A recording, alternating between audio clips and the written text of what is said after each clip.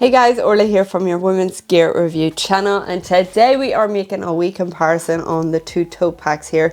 We've got the Tokyo and the Laneway. Both have in-depth individual reviews over on the channel if you want to go check that out. Today we're just going to make a comparison, see what's the same, see what's different, see what works, see what doesn't work. But if you want to know more about each and individual one of these, then you can go check that out over on the channel. But before we get into it, Bellroy do offer a 3-year warranty. They also offer returns and worldwide shipping. Okay, let's get cracking on with the summary. Okay, first up for price, the Tokyo is £185 and the Laneway is £149. So for the materials, they are both made up of recycled sources. For the Tokyo here, you've got 75% recycled nylon, 20% recycled polyester, 5% other materials as well.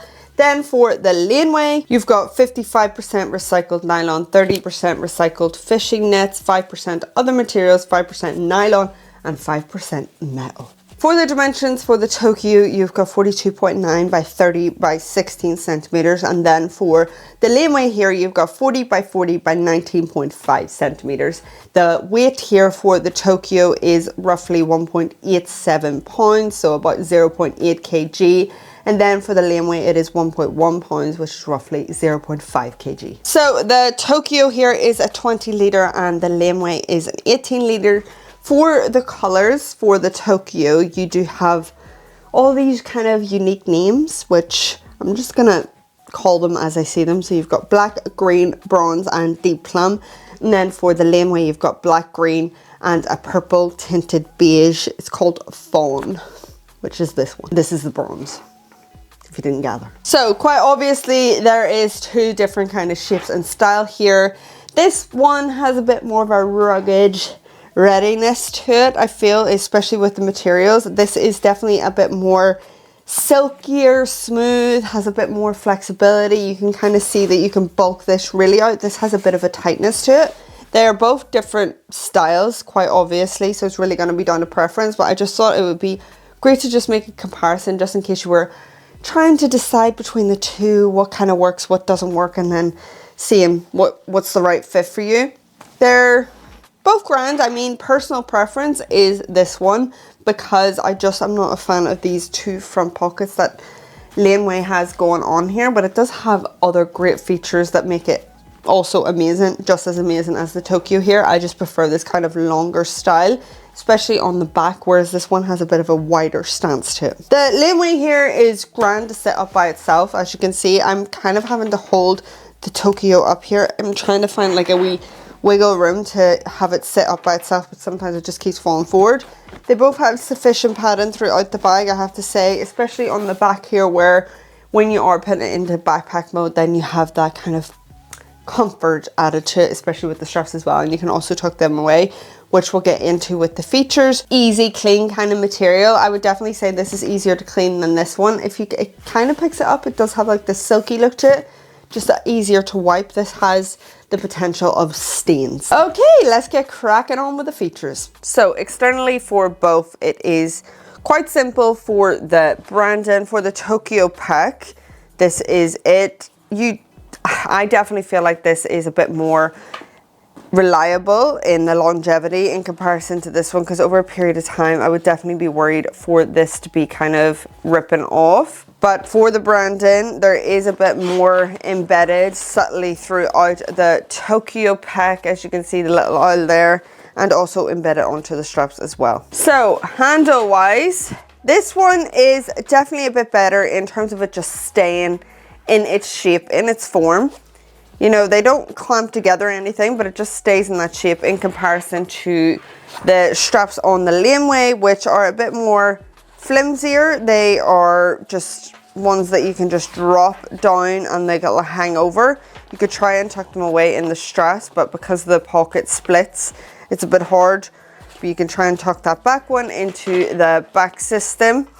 I definitely prefer these ones because it just goes with the overall kind of tote pack style. It's stuck the way it is in its shape and form. These could have done with maybe a little bit of a clamp as well, especially when it's on your shoulder, just to stop that from slipping off. And I guess with this one, you do have the option then to place it over your shoulder because of the length of it, whereas this one is more of a hand grabbing kind of handle. This one you can definitely place over your shoulder and hold it in that position if you wanted to, in comparison to this one. As you can see, for the Totepack, you do have these external kind of lip holes that bring down the opening of the bag. That is on both sides as well. You could use that if you did have anything you wanted to attach externally, whereas the Laneway doesn't have anything on the outside. So from pockets, let's start with the Tokyo Totepack here that we have. These are on the side here, so swinging the bag around, depending on which side you want to open, you can have that range. They don't have coated zips or anything. Inside you do have a key lash, but it's not removable. It's not my favorite in terms of this kind of hardware. It does feel durable, but it just feels like over a period of time that could be the first to go and snap. Got bright interior in there, and the rest is just space. Nice little pillar, and you can kind of tuck it in behind. This has the seam down the middle, the same as the Laneway. However, this doesn't kind of bulk out as much as this one will, which we'll get into in a minute when we pack it up. Then on the other side, you have this kind of mesh padded pocket, but it stops here, but it runs down. Like, these aren't, you aren't able to get into this, but you can get down to it. I don't know if that's like a design flaw or whatever, but just doesn't really make sense. Why not just use the whole mesh pocket or split it into two? Just be careful if you are packing anything in there and you forget to close the pocket, it might just slide out. Then onto this one, the Laneway one. It has a little pillar like so. No coated zips on that either, and inside, as you can see, it's like split into two like so. On one side you do have a key lash, which I definitely prefer over to the Tokyo one. This just means when you have it either on your shoulder or swinging it around, it'll actually maybe reach the door without you having to take it off, but it's quite easy to just take this off as well, and a bit more durable in that sense. This is sewn in as well, so you can't remove that. In this first pocket, it is just space with that key lash. Bright interior as well. Then on the other side, you do have a wee pocket.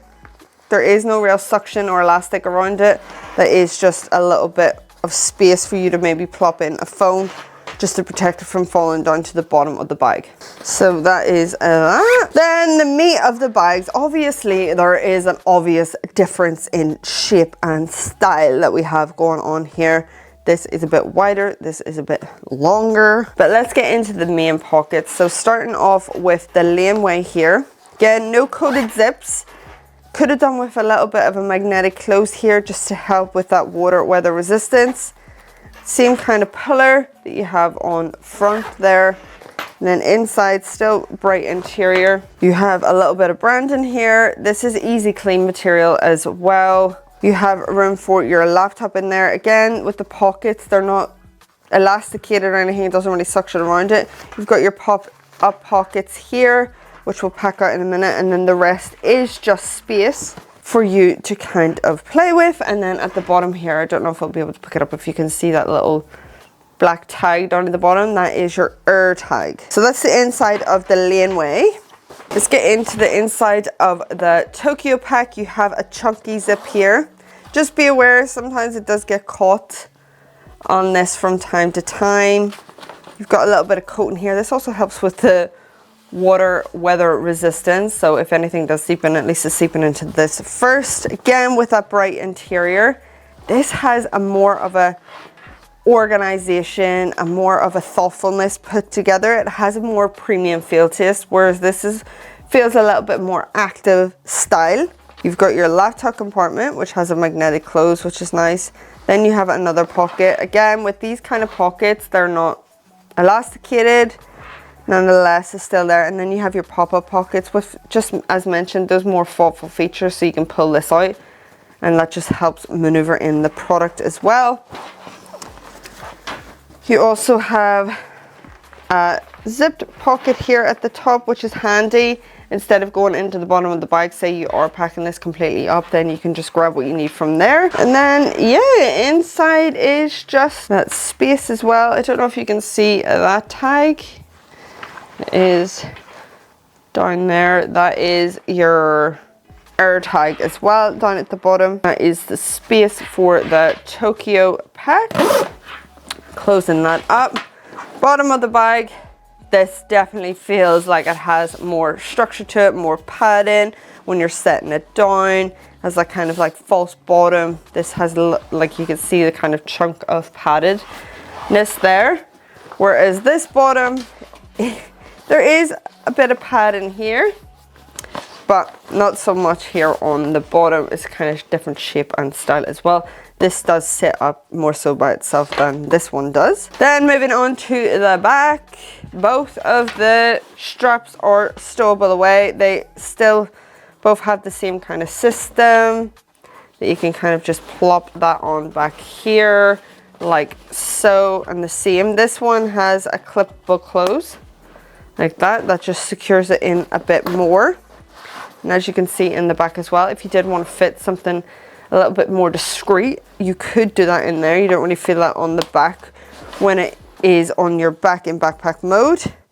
So that is that for the straps. There is a lot of padding here as well. Some cushion. This has a little bit of cushion too. You would be able to feel the product that's in there, but there is still a little bit of cushion, so it's not as much as you might feel on other backpacks. Same goes for this one. As you can see, the straps are a little bit thinner. Same kind of cushion though. A lot of thickness to it as well. These are stowable away through the same kind of system as the Totepack, Tokyo Totepack. So this doesn't have like a button close. Could have done with like a wee magnetic close. Again, if you wanted to place like a passport or anything in there, then you could do that. Sufficient padding here on the back as well. Then you just stow away these straps if you are wanting to kind of throw this on over your shoulder. Then you can kind of do that. That's what it looks like. Similar kind of style for stowing away those straps. This has definitely a bit more comfort, I would say, over this.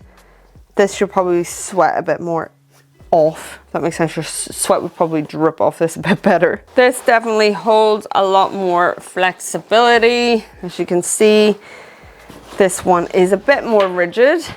Does have some flexibility to it, but not as much as the Laneway. So let's pack them both up. Let's see if we can get the same kind of similar items into both. Let's start off with the Laneway. I'm going to start with the inside. I've got two laptops to show you. 14-inch is just not going to make the cut for this one. Got a smaller 12-inch here, and that fits in a bit better. We have a 250 mil to pop in that pop-up pocket. We've also got an umbrella to go in here as well. We're gonna go with a jacket, makeup bag, and my headphones. I'm gonna pull up there. You still have a little bit of space, but I wouldn't pack it up any further. Then your front pockets do get a little bit tight in here. These, flop them in there. I'm gonna put my hair bubble in there as well. Place a purse in there. It does get a little bit tight as mentioned. I'm gonna place my phone in this little pocket. Passport is gonna go in there. And that's that. Can we fit a 14-inch in this one? Yes, we can. A little bit more room for you in this. Could you fit the 12-inch here? No, you can't.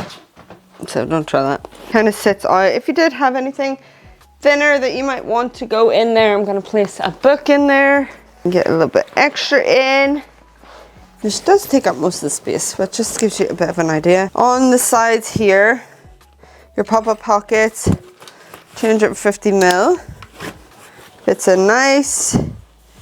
On the other side, sorry that it's really hard to show you. There we go. Makeup bag, headphones. You could probably put in the camera here. You do still have a little bit of space. Kind of folds down on itself as well, so just be aware of that. And that's that. And then if we go onto the side pockets, keys, other side, passport, phone, bubble. Okay, time for a wee fit check, comfortability, and see how these both feel on the female body. So this is the Tokyo. This is what it looks like on me. For reference, I am 5'6". The straps here curve well around the girls. If you would like to see more of an in-depth on how this feels, then do recommend that you check out their full reviews for both of them. This just gives you a bit of an idea of what it's like. There has nice comfortability here with or without a top. It's grand. Just a nice sweet fit. Curves around the aisle, girls. So let's get the laneway on. So this is what the laneway looks like on me. Definitely a little bit more comfort here with the back padding. Feel it a bit more. The straps are really comfortable as well. Found no issues sweating. You sweat your strips off that, like this one. Curves around the aisle, girls, grand. Nice wee fit. If you'd like to check out more, head over to the full reviews. For a wee airline test, these are the requirements for EasyJet. Just to give you a bit of reference, you probably want to tuck away your straps just for the security of them. This is the Tokyo.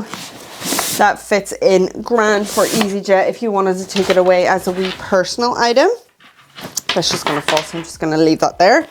Then for this, if you are bulking out these wee pockets, just being aware, but you have that flexibility more so with this one, so you can kind of shove it in a bit better depending on what you've got in here. If they're electronics or anything, just be careful while you are trying to shove it on in. For the water resistance of both backpacks, I definitely would say that this one is a bit more of a obvious, kind of bounces off the bag. This one is grand as well, I have to say. I have that kind of same style material here. I found though with that one the water was seeping into the zips.